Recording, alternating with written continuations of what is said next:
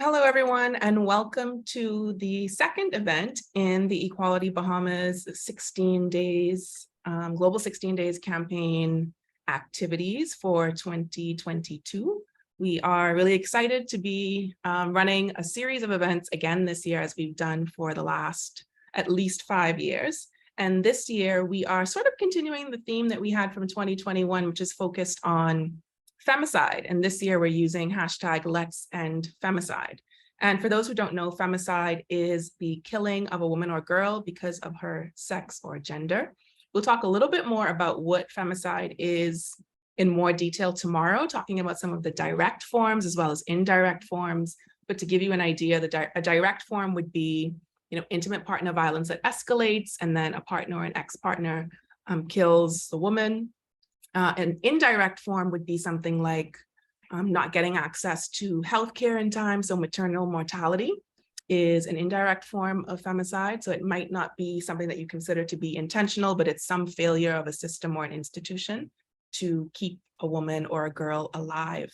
So femicide happens a lot, and we don't always record it in the Bahamas, we never record it as femicide. You might hear stories in the news about domestic violence that resulted in, or some other form of violence that resulted in the death, the killing, the murder of a woman or a girl. But we typically do not use the word femicide. Femicide is largely used more in Latin America. They have been paying more attention to this kind of death, this kind of killing, gender-based killing, sex-based killing.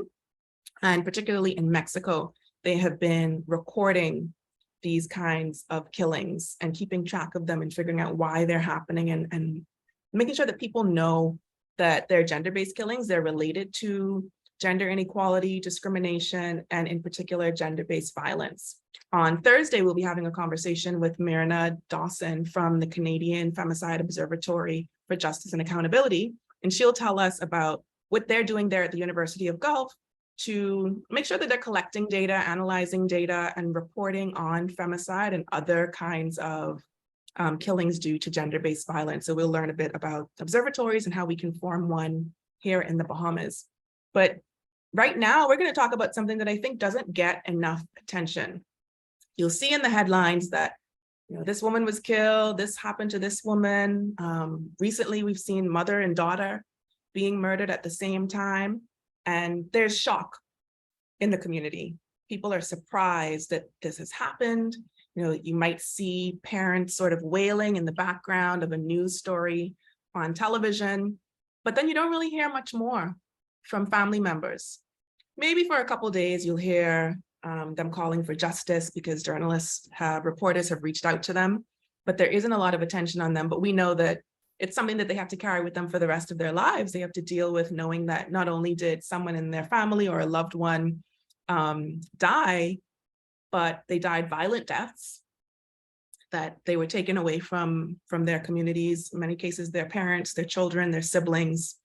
And, what are they left to do? What are they supposed to do beyond pushing for the police to find who did it or to find evidence of who did it when they already know? Going through the court system that takes a really long time, going back and forth about whether or not the punishment is enough. There's more to it than that. There's the grief, there's looking for justice, and there's also the search for healing.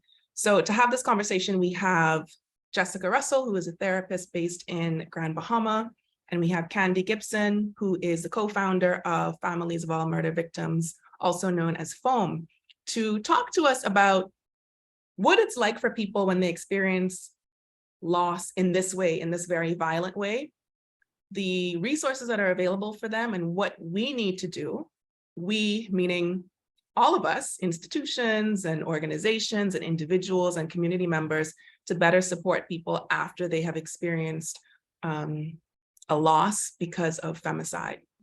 So to get us started, let's go to Khandi first. Khandi, tell us a little bit about yourself and what you do. And once Candi's finished, Jessica, jump right in there.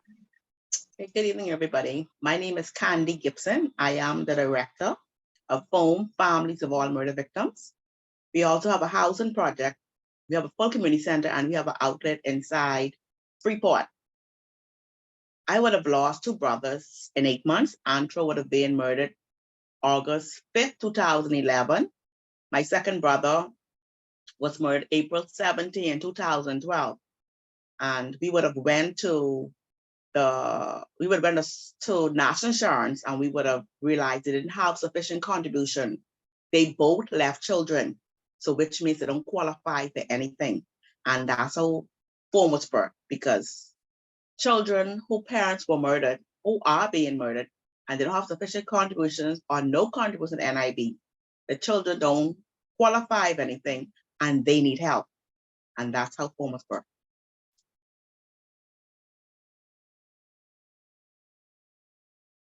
Jessica, tell us about yourself and how you got involved in the kind of work that you do. Well, my name is Jessica Russell. I'm a therapist based in Grand Bahama. I offer services virtually or in person at Family Wellness Center. I'm honored to be on the same panel as Khandi Gibson because I see she's doing a lot for the community. So I want to say that to begin. Alicia, you as well, but you know, I hope I can contribute something today. I'm sure you both will bring lots of value to the conversation. Khandi has already complicated the conversation a little bit because she's brought up the issues that come up beyond grief, like the very practical issues. How do you go on when the person who's supposed to be your provider isn't there anymore? How do you deal with this financial loss? And we're going to come around to that in a second. But before we go there, I want to get to the real, like the basics. So Jessica, we throw this word around grief a lot, but what is grief really? We hear about the stages of grief. Is that a real thing that you go through these stages and do you go through these steps in order? Like, how does grief actually, what is it like in real life? Well, in its simplest form, it's anybody's reaction to loss. There are stages, we all know them. Denial, anger, bargaining, depression, acceptance. They absolutely do not go in any sort of order. You might be in one for a few weeks, another months. You might go back to another. It does not look the same for any two people. And there's no timeline as well. So people often say it's been a year, so you should have progressed to this state, but it doesn't work like that. It comes in waves. You might feel fine one day, not so fine the other. And it's different for everybody. There is no timeline, is what we need to remember. And Khandi, I know that you have posted quite a lot on social media about, getting phone calls all the time, all hours of the night, because there has been no one else to call when something has happened. When you get the phone call that your child has been murdered, or your spouse, or somebody else close to you, you're sort of one of the first people on the scene. And I know that you stay in contact with people quite a bit to help them along in whatever way you can. So from your experience with lots of different people who have experienced loss in this way, what does that look like when people are experiencing grief and also dealing with the fact that this was a violent crime that has led to their grief? What does that look like? First of all, with a murder, that's very tragic. No one expects their loved one to be murdered, to take it away violently. Yes, we know we all come here and we know we all have to go one day, but by a murder, it's very hard. Persons, especially mothers, oh God, when they lose their children to murder, I can't even put in words the expression on their body, their body language, their facial expression, the horror, that scream, that peasant scream. Like, I had a mother told me that this almost like her labor pain. She feels this like a labor pain, like it's like this ain't coming from her heart. This pain is coming from her wombs. So then another mother told me that she's gonna feel this pain until the day she died. So people don't understand what persons go through. And like Jessica said earlier, 5 stages. And that one called bargaining, I think that right there is a tough one, because why, God, why you didn't take me? If you don't want me to have, why you allow me to have my child? God, you could allow him to paralyze him and I could just take him. That bargaining stage. I think is even is hurtful. Then we have that angry state because why he let that person kill him? You mean he couldn't run? You mean he couldn't not go? Why he had to go? God, why you couldn't allow me to be there to watch? Why you couldn't allow me to do something? And you have that anger, and then you have the betrayal because persons being killed today, they're not being killed by strangers. The majority are being killed by their friends. Person would call you mom, who you would watch child and they tenants or they torment and not a shirt, or who would be in the car but who eat dinner with you. And so I'm gonna tell you where it lies. The stages of grief is hard, especially in today's family, especially in today's society, because strangers isn't doing it. People who you once called family, brother, sister, friend doing this crime. Jessica, have you found that with clients that there's a difference in grief depending on how the person died or if the person is killed? What is different about it? Well, like Khandi said, there's that added component of betrayal. The grief will always be hard, no matter how old you are, no matter how gentle the passing is, but obviously it's worse when it's violent or senseless or preventable. So in the case of intimate partner violence, if there were reports of violent episodes and nothing was done, there's that added component of it being preventable, which would of course make it even more hard to process. There will always be pain when you lose a loved one, but that makes it even harder to process. A lot of people find solace knowing, they were of a certain age and they went in their sleep. It was preventable. They weren't in any pain, but all of those things compounded makes it unimaginable. And we've actually seen quite a number of stories over the last, I think, year and a half to 2 years, where a woman, sometimes a woman and her child, are killed, and family members and even police tell us that there were reports of violence, that there was intimate partner violence, that the woman tried to get help. In many cases, family members tried to help. Sometimes there are family members who are helping to shelter the woman. But of course, when you're in an intimate partner relationship, people know where your mummy house is, right? The person that you're with, they know who you're most likely to stay with. So it's very difficult to hide. And there's pressure on those loved ones of the woman to, do a good job of keeping her safe. So is there, Khandi, in your experience, have you seen that there is also guilt mixed in with the grief, even though it might, Jessica said, it's not it's preventable, but it's not something that you can necessarily prevent on your own.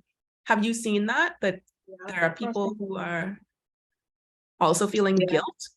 Yes, person do feel guilty about what tragic would happen to their loved one, because like you said, the person would have reached out and so forth, and even after they're reaching out, it still end up in you having to bury your loved one. I even was one time, wasn't even a murder, but I had a domestic violence victim staying at my office, and her boyfriend was so adamant on getting to her, he damaged my door, he break my lock to get in at her. And so we have some cases where, as like you say, the partners know where their girlfriend or boyfriend would be, and then they come there and they feel like no one can stop them from making that contact with their person. So, and then they reach to this person, they reach to that person, and then it still end up in them either losing their life or being gravely harmed. And Jessica, how do you deal with that when someone is clearly grieving, but maybe not giving themselves space to grieve because they're so caught up in the guilt and the coulda, shoulda, woulda? Encourage them as best you can to let go of the shoulds. In cases that we were just talking about, families are put in impossible situations. What can you do if your office door is being knocked in? You can't there's only so much that you can do physically after being let down by whatever institutions came before you. It was an impossible task that was asked of them. So I would encourage them to put it into perspective, focus on the things that they know that they did, the things that were in their power to do, and recognize that unfortunately powers outside of them are what failed them. Yeah, I think it's hard in those moments when you're like having those really raw feelings to be logical. Yeah. And to remember that, you know, I'm not a superhero, or, you know, certain things just weren't possible for me, but you come up with all kinds of scenarios and things that you could have done in retrospect. So I think it's important to have someone who can, you know, kind of encourage that kind of thinking and to remind you that, you know, this is an impossible situation. We're in a very small country. You know, if you are in New Providence, it's 21 miles by 7. There's no island that's that much bigger than that. And in many of our family islands, even if you move to another island, the minute the plane lands, people already know who reach. Yeah. So it's very hard to escape and to stay hidden. What about the children, Khandi, whose parents are murdered? Do you have direct contact with children very often, even adult children? What are their specific reactions and their needs? And Alicia, that's the part we never hear about. We never hear about the silent victims of these murder victims, which are the children. Just recently, I visited a person who would have lost their lives, and his son was 4 years old. Was like, when I get big, I buy a gun and I kill a person back who killed my daddy. And they don't understand, like, hurting people hurt people. Judge children. These children have to suppress their feelings, and it only can suppress your feelings for a certain time. There's only a certain time in that. As they get older, it comes out piece by piece. I know a lady, her son, her boyfriend would have gotten killed when a child was 7. And because he hold that in, at age 16, he's now acting out. And so I would tell people, it's so important to get those children the counseling, group session, one-on-one, let them express themselves. Or don't cry, be a man, or be so. No. I tell persons, be you. Be you. If you want to question God, question God. If you want to cry, if you want to scream, want to break up something, you can do that. Just don't hurt, harm yourself or anybody, but just be you. And so I give them a 24-hour open door policy. Please feel free. Whenever you feel like you can't make it, you can't pick up the phone, call me. Auntie Candy's here, big sister's here. Call me. I had a lady, like about a few weeks ago, she inboxed me. Her son would have been dead like about 9 years now. And she said, Khandi, I could never ever forget you. I said, why is that? She said, I called you about 5 a.m. one morning. And she said, that piece of prayer, what you put down for me. She said, that's what have me living today. And so I tell persons, you know, when persons are grieving, just a listening ear, you know, just let them vent. So when I go to persons, sometimes I make up my mind, I'm going to go to them like, let's say 10 o'clock a day. Sometimes I'm just leaving their house like 3:30, 4:30 in the evening because they want to talk. You'll hear from the mother was in childbirth, the 9 months of labor. You hear what his favorite food was, what is her favorite food was like. You hear when they've gone to school, you hear when they teeth get followed. You hear so much stories leading up to this. And so I want to say to encourage people, don't just pat murder victims' families on their back. Give them a listening ear. If you give them a phone number and you tell them to call you at a certain time, answer your phone. Don't give them a phone, a number that's going to go all over the atmosphere and I. Answer the phone, return calls back. Grieving families only want answers, you know. We only want something to soothe our pain.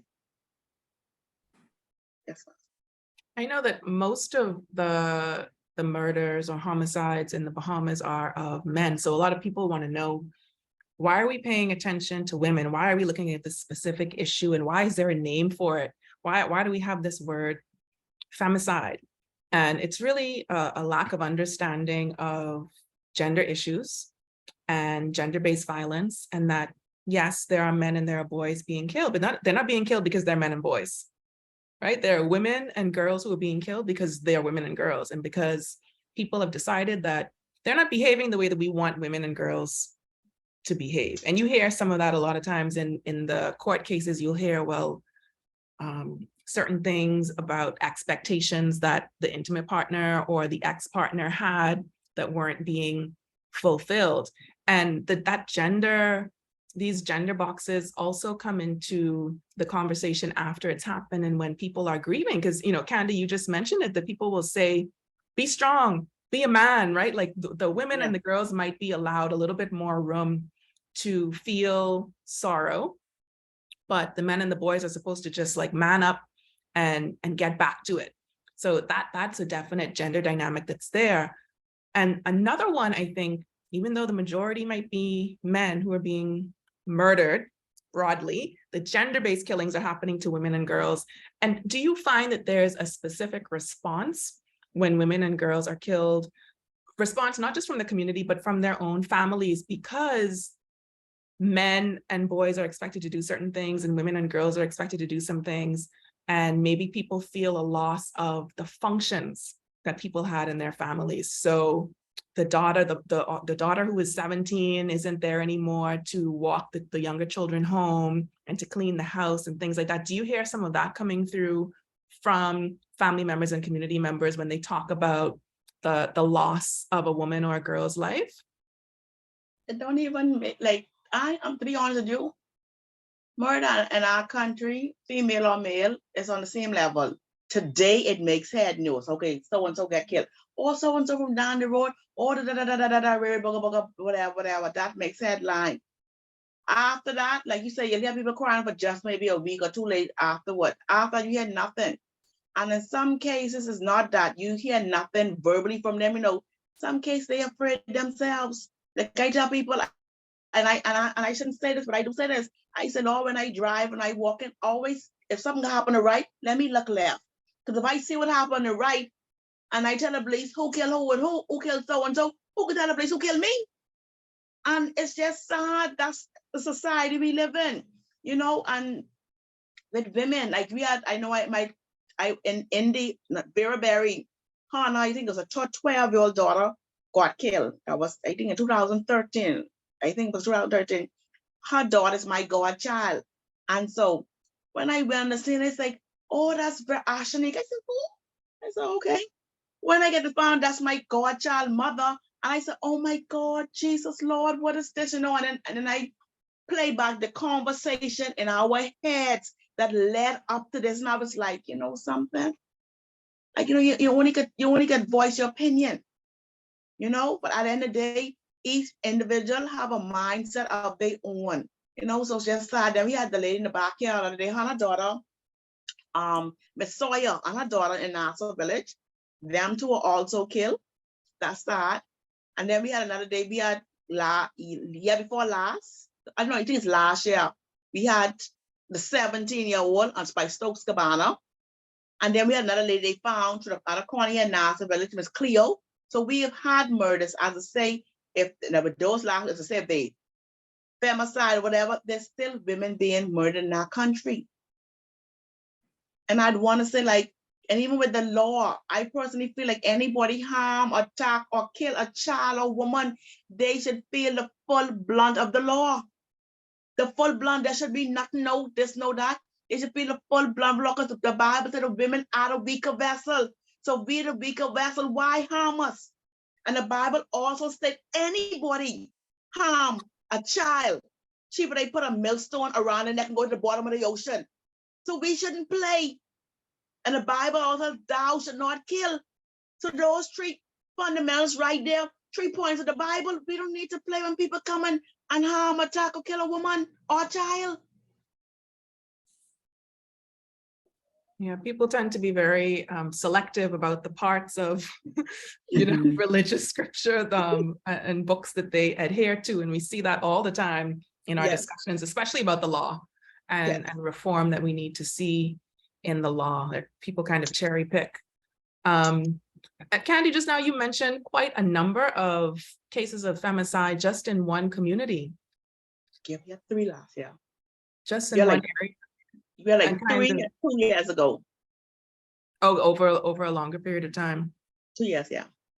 And just for us as a country, hearing about these stories, because this has been happening for a long time, but I think we've been seeing more reports of it more recently, and maybe it's being recognized more that they're related to domestic violence and intimate partner violence, whereas before they would not have made the news for whatever reason. You know, the newspapers and news outlets depend on the police reporting these incidents to them. But we're seeing it a lot more often now in the news, in all kinds of news.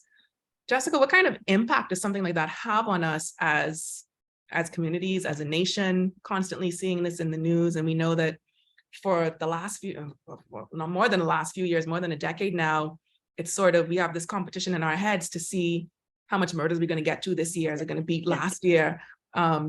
Is this like a desensitization? Is this some sort of mechanism that we've come up with to sort of like protect ourselves? What is the impact of these reports and what's happening? What impact is it having on us?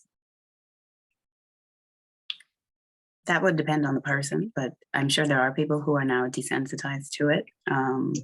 But there are the people that aren't, and it would create fear, an intense fear. I know when I lock my doors at night, I check them 3 and 4 times. It's not usually a stranger, but that kind of thing would breed fear, as well as desensitization. So I would say it just depends on the person. And what kind of services are available that you know of, Khandi, for people who lose loved ones to murder in particular? Are there a set of services that people can access? Well, I know for sure when your loved one is murdered, you go by the next, if their loved one is murdered a week, you go by the morgue the next day after. If they are murdered on a Friday, you gotta wait till Monday to go by the morgue. After you go to the morgue, you meet with them, meet a police officer and the morgue persons for identification. You leave from there, then you go to CDU where they have a briefing with you and the family. Then you gather your thoughts, your head, check social services for them to assist you. And then you check with NIB to see if there is any, your loved one make any contribution so his children could get survivor's benefit. And then from there, it's up to you for the church or the pastor or a counselor, or friend, or prayer partner to reach out and pray for you. And I think even with that, I think we're backward as a country with that, because I personally feel for the amount of homicides we've been having in our country from time to time, I feel like all the setup should be right in either CDU or an urban renewal office. So when my loved one get killed to me, only I should have to do is just go to the mall and I drive right down to urban renewal or another office. And that's where we have a person check for survivor's benefit like NIB. We have the CDU officer right there to give you the briefing. We have social service right there, and then you go to this other office as counsels on board. The counsel will help you process your grief. When your loved one get killed, and this, what really excites me, a lot of these brothers and sisters were getting killed, they family member don't even have a vehicle. So when they get killed, they gotta be calling around for this ride, that ride to get to and from these places. Down the funeral home, down the dressmaker, down the British, all this gotta take place after the person get killed.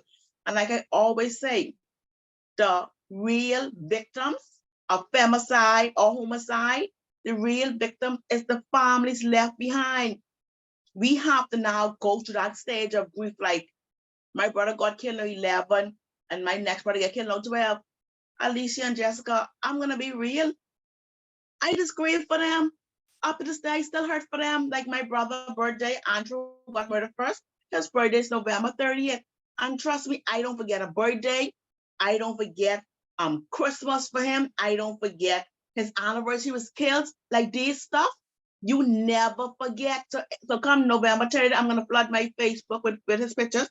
I'm gonna flood my WhatsApp. My story is gonna be all about him.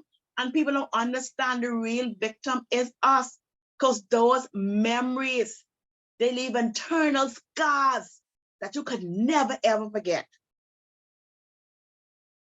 And while I'm here, I want to say special condolences to Miss Sawyer, who just lost her life in Johnson Road, Foxhill, a few weeks ago. No, they were lost the brother 6 years ago, and then now they lost her. And as we can see, they would have charged somebody with her murder. And so we want to say condolences out to her family this time also. And we actually want to say condolences to everyone who would have lost a loved one. Because coming to watch the Yuletide season, it is not easy. It's not, especially when they leave children. It's not easy. Yeah, Khandi, you made a lot of good points there about the difficulty in checking all the boxes, all of the sort of practical things that you need to do following a death, and how much harder it is if it was a violent death, if it's the murder of someone very close to you and you don't know how to navigate these systems, because you really don't know how to deal with a death until you go through those steps. You have no idea how complicated it is, how many trips you have to make, how many phone calls you have to make, how many favors you might have to call in to move things along. And then you also brought up the fact that grief doesn't just start and end. And even if you get to a point where you feel sort of steady, those dates come up every year. And not cutting you off, right? And it's so sad, right? In society, because society, we forced to almost like program our minds. Okay, my loved one got killed. Yes, he's known to police. They didn't say he's known to police. He's out on bail for murder. I almost have to forget that was my loved one. I can't even open my mouth to her because he was known to police, and I kind of shame and he's out on bail. No, that's still your loved one. So you almost have to forget your loved one get killed because what society says about them. No, you don't forget your loved one ever. Don't care what the public says about your loved one. Don't you ever, like I said the other day on a radio show, on a TV show, I said, your lover might have been a wolf or a beast out there, but when they came home to you, they was harmless as a lamb. So remember them. Hold on to that memory of what they brought to you, not what social media said about them, not what the police said about them, because any one of us could get locked up. I was locked up too. Any one of us could be arrested. That doesn't detail or say who we are as a person, and that's what I have to say. And it's blaming the victim, rationalizing an awful thing that happened by saying, oh, well, they deserved it, X, Y, Z. But it doesn't work like that. No. And I think, Khandi, what you just made me think of as well is that it gets so complicated when it's femicide resulting from intimate partner violence or domestic violence, particularly when children are involved, when people were married. So, if you have a child involved, and the child's mother is killed, come to find out it's the father who did it. I mean, how do you navigate something like that with a child, Jessica? Coming to you, I know it's a tough one. How do you deal with that, a child? And Khandi already talked about the anger that you feel, that I just want to get revenge on this person that did this thing to my mother. What happens when it's your father or your stepfather? That is a tough question. I wanted to say in the beginning too that how I said grief is your reaction to loss, and some of those reactions are healthy and some are not so healthy. So that need for revenge is the not so healthy response there. But you also talked about how, especially if it's a son or if it's a man who's grieving, because anger is the only emotion that is acceptable, that will absolutely lead down the road to revenge. That is an impossible question. How do you handle it if it's the father? Allow them, as Khandi said, you let them talk through everything. They could call him every name in the book, work through the feelings of anger that they have towards him. That's all really you can do, is let them work through it the way that they know how, and let them know that all of the complicated feelings that they're feeling are okay.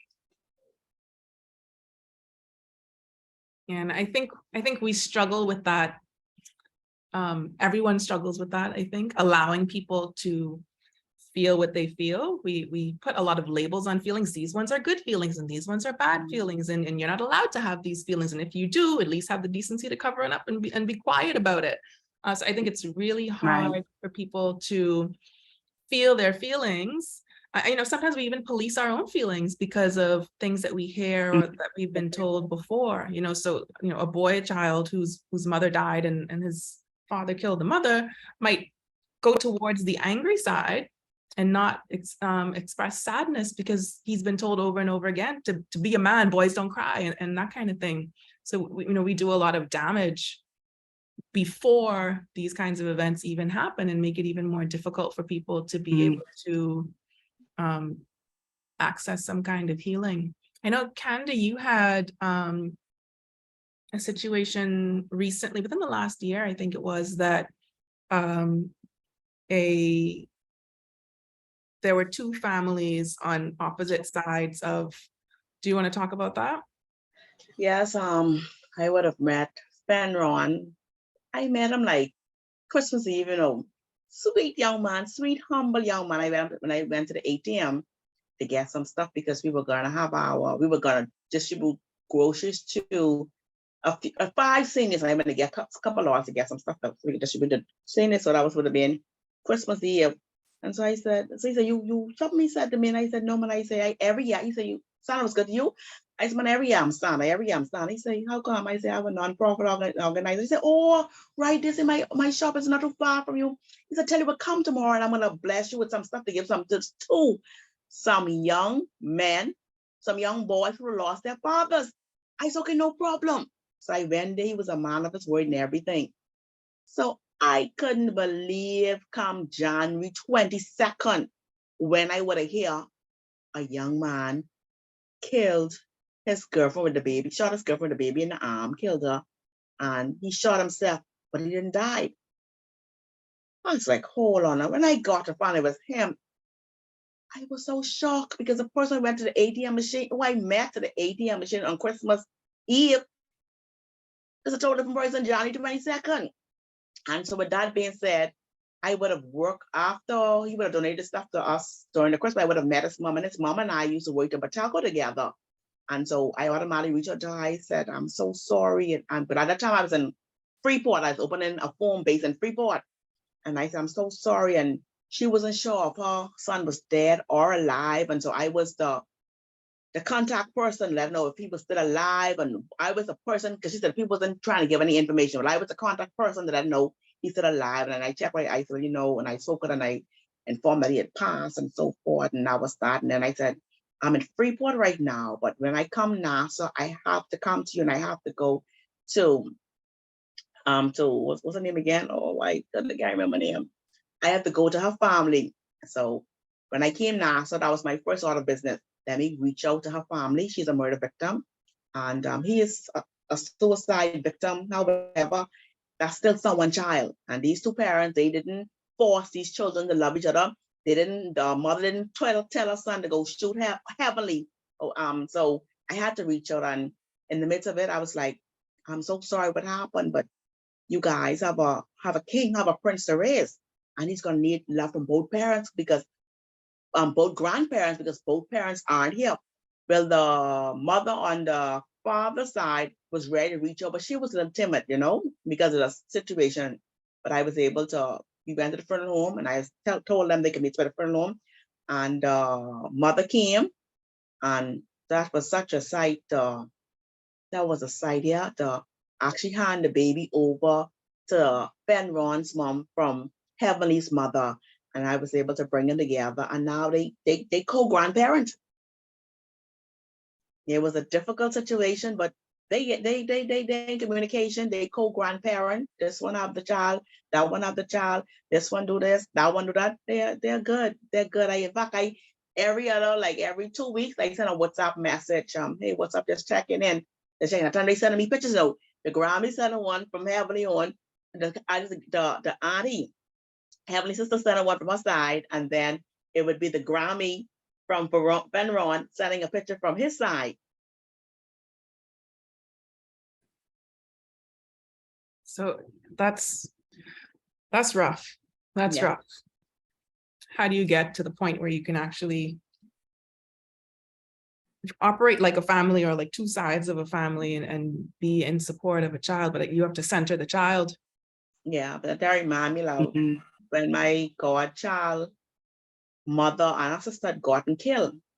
And the father reached out to me knowing he was charged for their murder. He wasn't convicted, he was charged. And he was telling me like um his the girl who was charged for her murder, he was like, they don't want him to see his daughter and so forth. And he need to see daughter. And I was telling him, I said, hold on now, let's be real.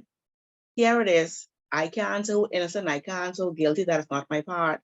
But you're charged for her mother murder and a sister murder. You think anybody gonna put that child in your hand right now? Yeah, I said, they're grieving. They're grieving, sir. Give them an opportunity. Let them grieve. That's your child. No one can take that from you. Let them grieve. And I say, once the grieving process is over with, we'll make steps of you being able to see your child if it's okay with them. And, Yeah, in cases like that, you definitely need an intermediary. You need someone yes, who can Mhm. step in and kind of see where people are. That's really important, right? You can't really make decisions if you don't know where the I can. people on the two sides are mentally and emotionally. And it doesn't make any sense to try to force something, an agreement, or make a decision for people, but you want to be able to facilitate that process and help them. And you won't believe this, right, Alicia? And that's like most cases when you see men are like, in some cases, not most, some cases when you see men are charged with killing women, sometimes either them or their family reach out to me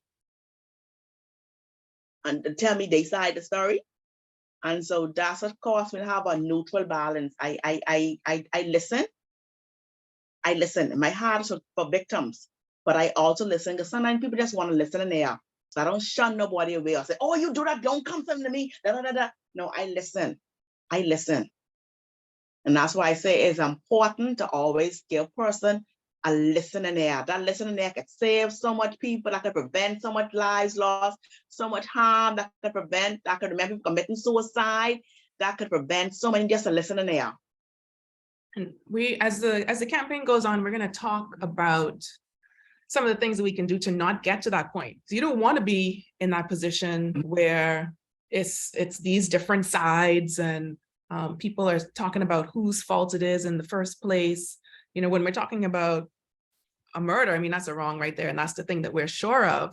But there's intervention and there's prevention. And we're doing a horrible job at prevention, but we could do a much better job at intervention, most definitely, because we know that there are so many victims of femicide who tried to get help, who went to Nobody has police. the right, and nobody has the right, Alicia, to harm, attack, or kill anybody. No one has the right. I don't care who right or who wrong.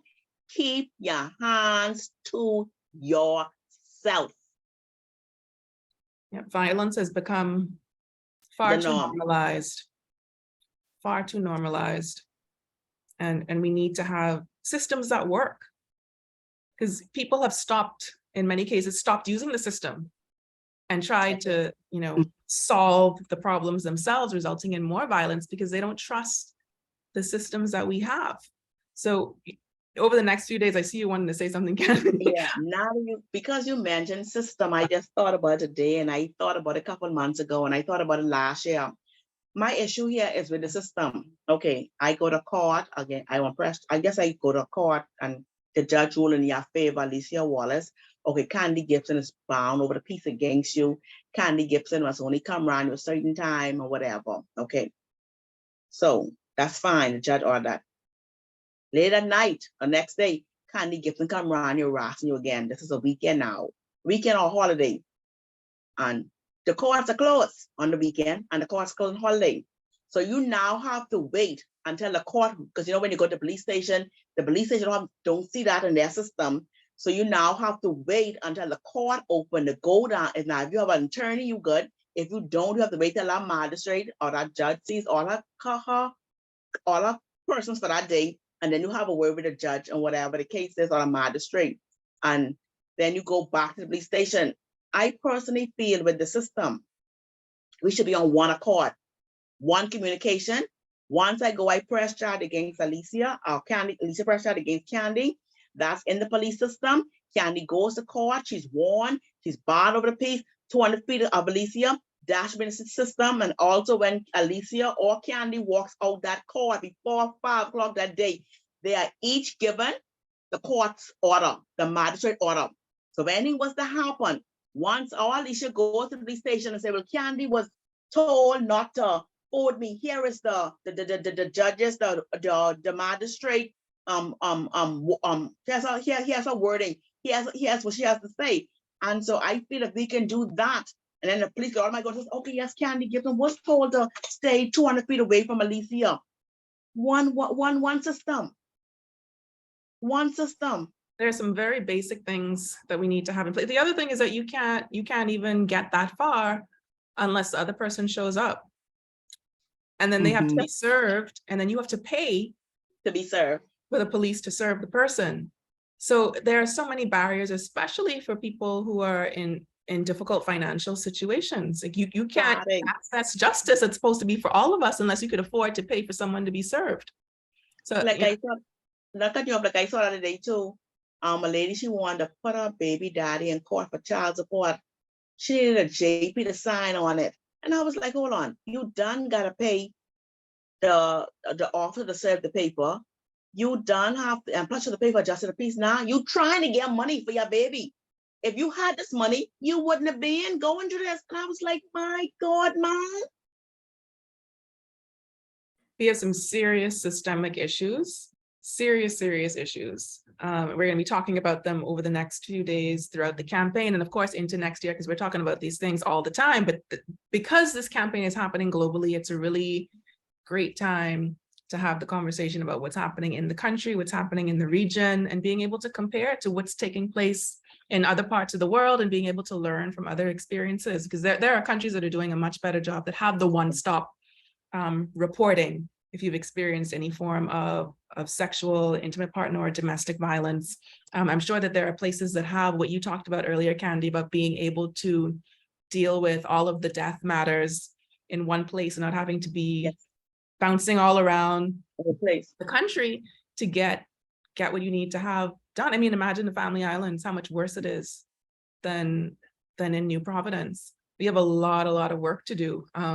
And some of that's going to come up in some of our other conversations. Tomorrow, we'll be focusing largely on femicide, this theme of femicide, and why it's important, why we're talking about it, what it looks like, and some of the systems that we need to have in place, and initiatives that Equality Bahamas has coming up to not only respond to the issue, but to help to prevent it and to intervene when we see that, you know, something is going along that path. And we also have a conversation on Thursday with Myrna Dawson from the Canadian Femicide Observatory to learn more about how they are capturing data and how they're using that data to inform their interventions. I think that's really important. And we don't have that. We're not collecting that data because we're not calling these murders femicide. They're just random murders of women, but we know that they're different. They're different because of the gender aspect.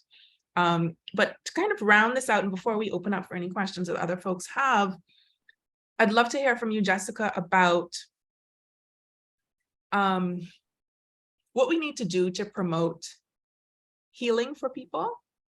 And Khandi's talked a lot about the need for healing in different words, but that's what we're really talking about, and how we can integrate healing into justice. Because when we talk about justice, a lot of the time it's about punishment, but punishing someone who has committed murder, putting them away, it doesn't necessarily do much for the family, the loved ones of the victim of femicide. So how do we center healing, and what might that look like? I think the biggest thing we can do is listen to the real victims, as Khandi said, the families who are left behind to pick up the pieces. A good place to start is, I can't believe the process that you walked us through. A good place to start is to make the practicalities easier. A lot of families typically say that what they want most is for this to not happen to anybody else. So how are we gonna, more often than not, we've talked about how sometimes the these sorts of crimes go unsolved, right? So say it is solved and say the perpetrator goes to jail for the maximum absolute penalty. There still has to be more than that. What are we going to do from there to intervene when we can, and then to prevent things like intimate partner violence, or even the indirect forms that you talked about, like the medical system and how women might not be believed with pain and that sort of thing. How do we prevent that sort of thing from happening? So it's taking a more restorative view than a punitive. And punishment has its place, but ultimately what needs to be addressed is the root issue of where this is coming from. So things like the only acceptable emotion for a man to display is anger.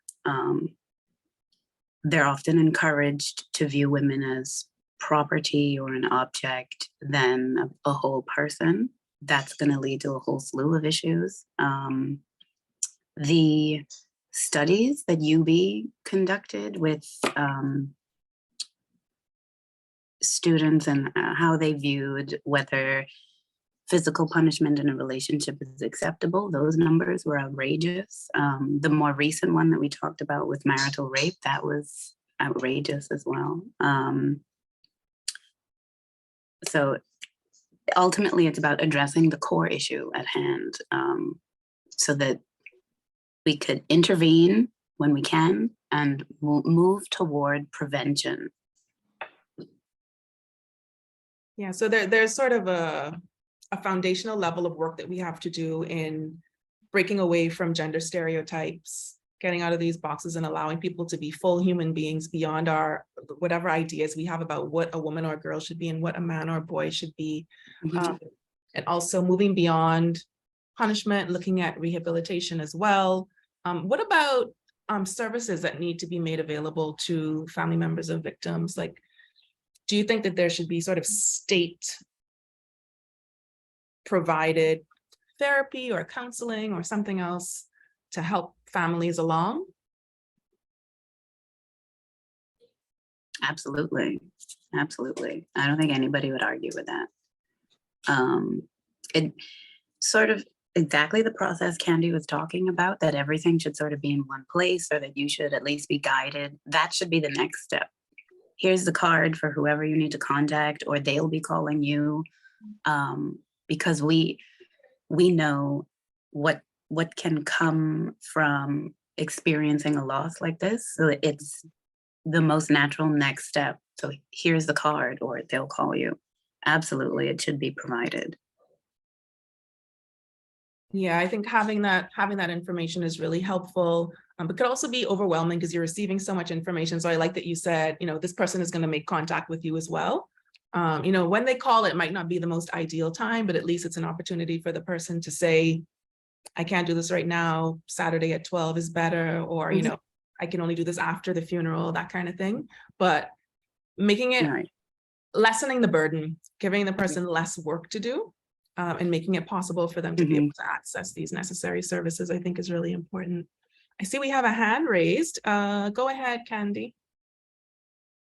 Hi, good afternoon, everybody.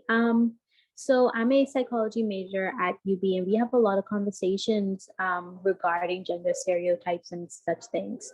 And everyone that have spoken up in my classes, they've all agreed about how our society is very, misogynistic, and so, and they're really against it. And I want to ask, do you see a change in the thinking when it comes to young people? And do you think that this, I guess, how we're introduced to more global thinking surrounding this issue, do you think that that will help usher in a change in the Bahamas? You mean with, sorry. You mean with femicide or homicide in general? With just gender-based violence, and how You'll start Go ahead. thinking that women should be protected and not just property. Like that seems to be like how like my peers at UB, that's how we're thinking. Like we're more so thinking that women, deserve the same rights as men. And so do you yourself see that, or is that just something that's happening within UB and not really seeing like with everyone else in general population? See, first of all, I'd want to answer that in two parts. First of all, I'd want to say that we have to have persons in power who care for the people and who are about to make this change. Women have not just started being killed, harmed, attacked in our country. This has been happening sometime now in our country. What have we done then that we ain't do now, or we ain't trying to do now? We have to now are there any shelters? We need shelters. We need shelters. That's one. Two, like we all can agree, we need to be proactive.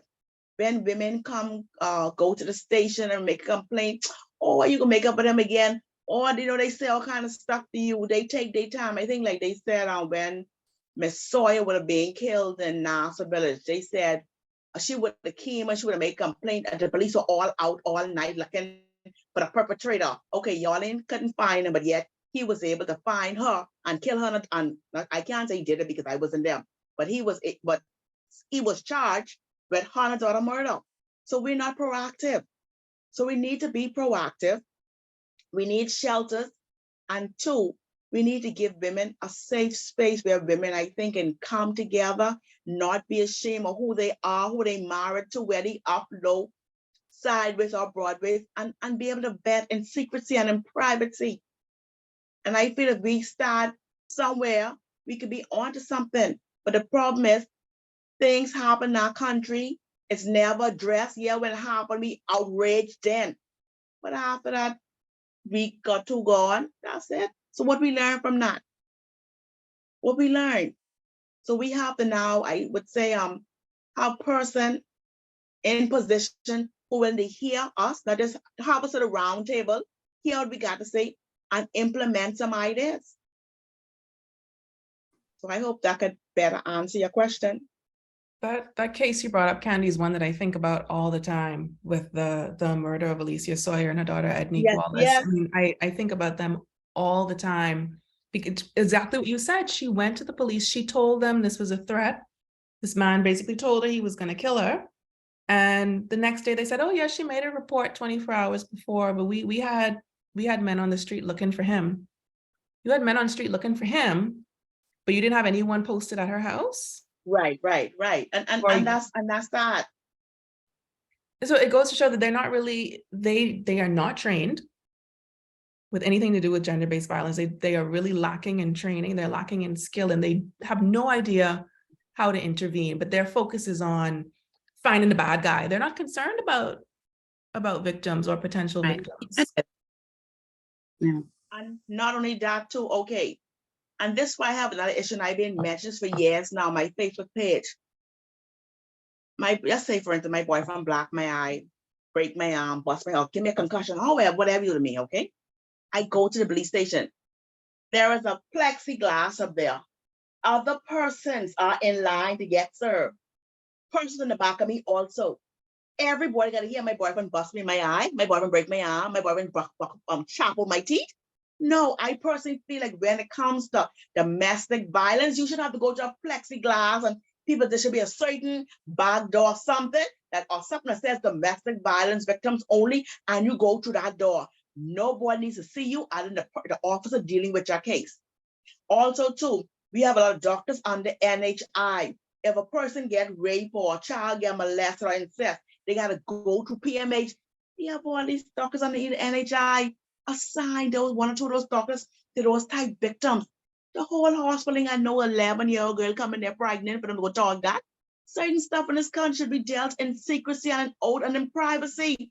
But like, I'm trying to figure out as a country what we much closer to. What?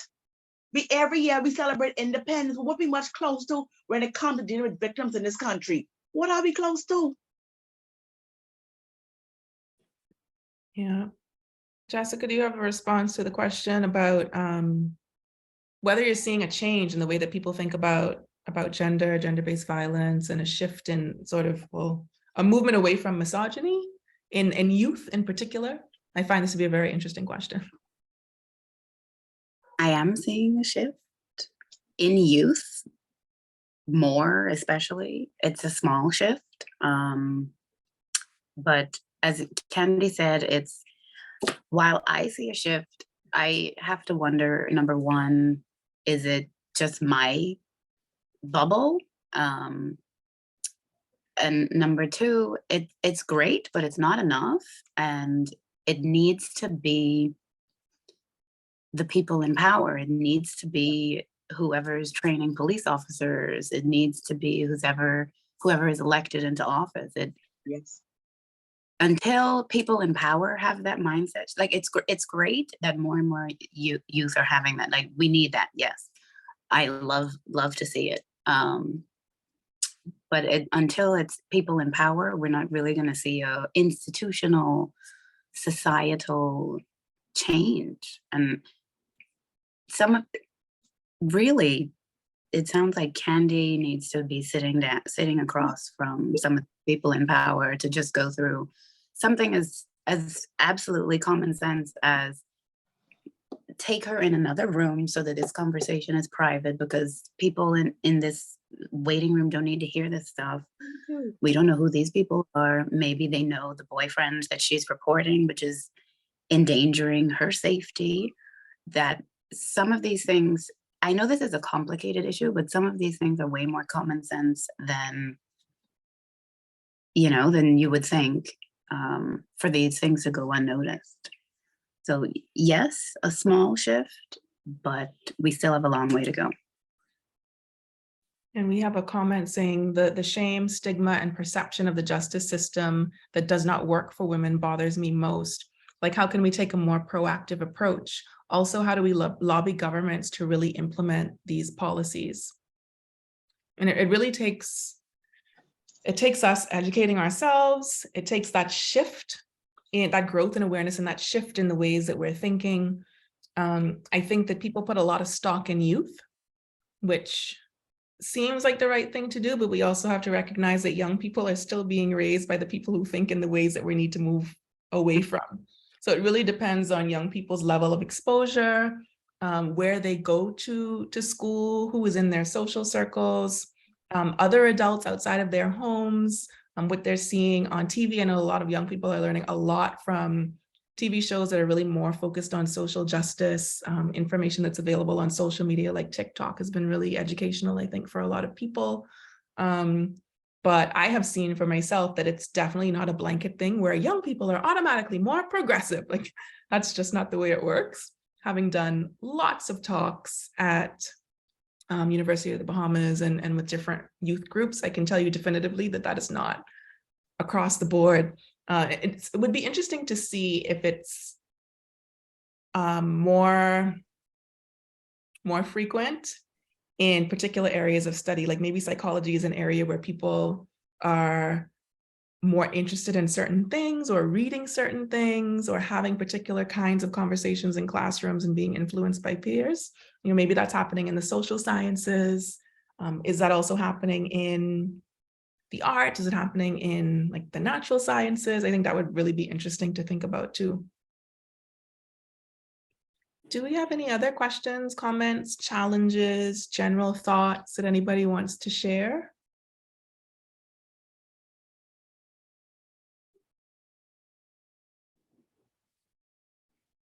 Khandi and Jessica, I think you gave people a lot to think about.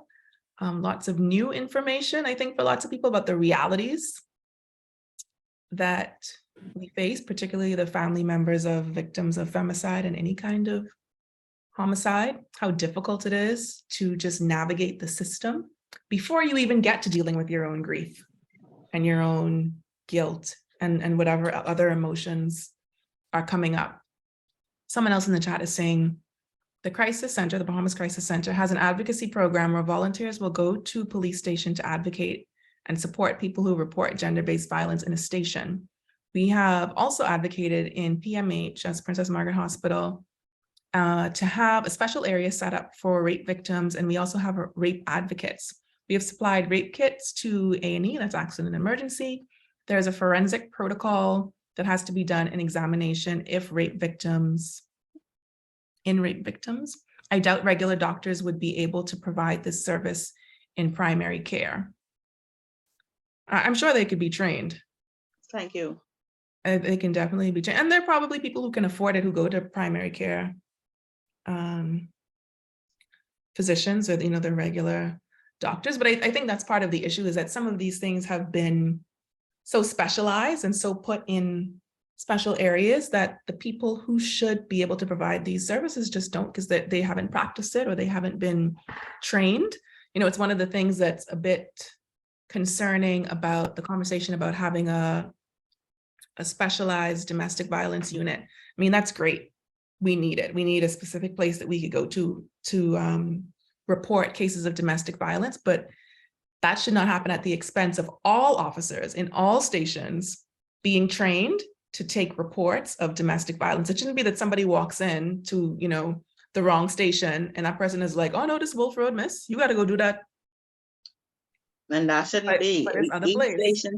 Each station should have a domestic violence victim. Just like how each station have CDU in it. Each station should have a domestic violence victim. So if it happened in Baytown, okay, you go to the Grove, or you go to a CDU, or wherever, like how people say, okay, different stations for different areas. Well, that is true and so forth. But my only thing, if I go to the Grove and I don't feel comfortable going to the Grove, I should be able to go to CDU. I should be able to go to East Street South. I should be able to go to Carmichael Police Station.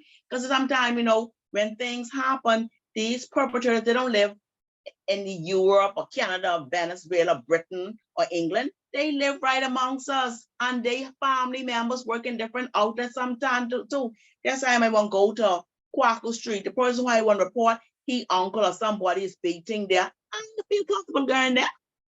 So to be able to take my statement at any station I go to where I feel comfortable. I'm the victim. There's also the issue of time and location, right? So you might live in South Beach, but you work downtown. And right. The only time you have to make this report is your lunch hour. So you're really supposed to drive back South Beach to be able to make this report. And reports are not fast to make. Nope. They are not fast. I've had to report a stolen car, and it took me hours for many reasons. And that wasn't hours of me waiting in a line. That was a police officer writing the report wrong over and over and over again, and me saying, I'm not signing it because you have the wrong information there. Just let me write it myself. You can't write it yourself. We have to write it, So you have to have the time to do this in the first place. And the money. So to expect you to go somewhere else out of your way is really ridiculous. It's really ridiculous. We have a lot of changes to make to systems, to institutions. And we have to make sure that training is taking place, and yes, specialized training, but ensuring that everyone has some minimal, and the minimum needs to be kind of high, a minimal level of understanding of training in some very key issues that we're dealing with. And we know that gender-based violence is a huge issue in the Bahamas, in the region, all over the world. It's a very big issue. If you want to get more information about the campaign, about events that are coming up, you can visit tiny.cc/16days22. It's tiny.cc/16days22 to see the events that we have lined up, as well as some of the campaign material. We're updating it every day with more information. So it's not just one big document to look at every single day. We're adding things piece by piece. We still have our same 6 demands from last year that we're continuing, which include criminalizing marital rape, updating and then implementing the National Strategic Plan to address gender-based violence, which was done from 2015 and is just sitting, collecting dust. So it's not that these things don't exist or that they're impossible. The issue is implementation, and also different government administrations being willing to continue the work of previous administrations rather than scrapping everything that was started and thinking they have to start all over again, which happens every 5 years. Khandi and Jessica, do you have anything else that you want to share with us before we close? Okay, I would want to say this. Person who would have lost their lives, we now up to 120 persons who would have lost their lives to murder. We're having our annual Let's Give the Gift of Hope Christmas initiative held December 16 at 1 p.m. This is a day when we give back to kids who would have lost their parent, a mother or father. We have some kids that lost both parents to murder. Please feel free to partnership with us. So a kind donation or blessing for a child. Let that child enjoy Christmas, even though they would have lost a parent or both to murder. Thank you. And you can find Families of All Murder Victims Foam on Facebook. Just type that into Facebook and the page will come up. You could also find Khandi Gibson on Facebook, and her name is spelled Khandi Gibson, Gibson. Jessica, over to you. It's not much I wanted to add. Just thank you for having me, and I hope we can enact some kind of change. And you can find Jessica on Facebook, Jessica the Therapist. Type that in and her page will pop up. All right, everybody. So we're back tomorrow, same time, 6 o'clock, for a conversation with some members of the Equality Bahamas team, including Alicia Roll and Lauren Glinton.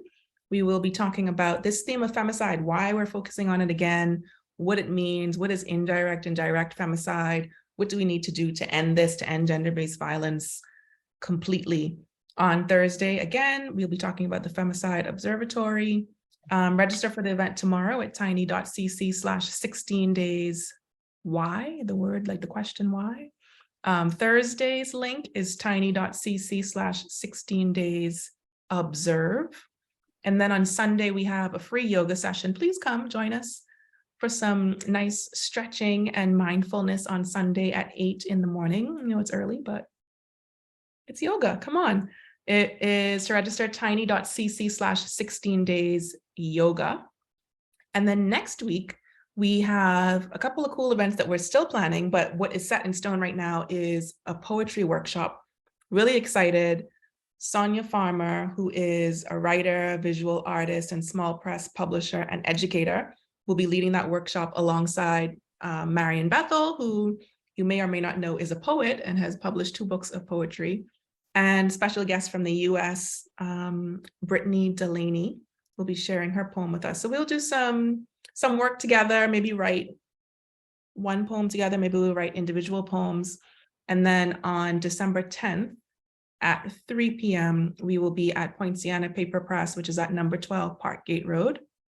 Parkgate Road is that road that runs between Village Road and Kemp Road. That's where Poinciana Paper Press is. We'll be there at 3 o'clock to make zines. So zines are sort of like homemade magazines.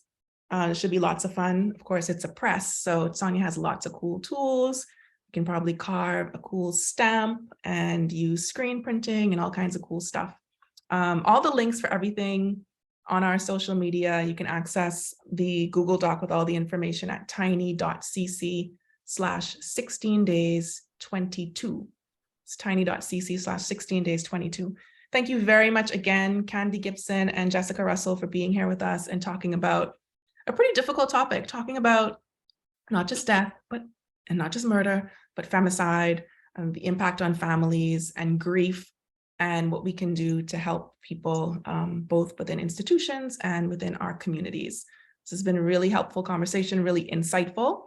Thank you for doing this with us. Thank you to Team Equality Bahamas, who is here watching the chat and dropping all the links there for you, so it's really easy for you to click. And for everyone who has joined us and is watching live on Facebook, I see we have quite a number of people on Facebook. Y'all have to join us on Zoom next time. Everybody, thanks again and have a good night. See you tomorrow. Good night. Good night. Good night.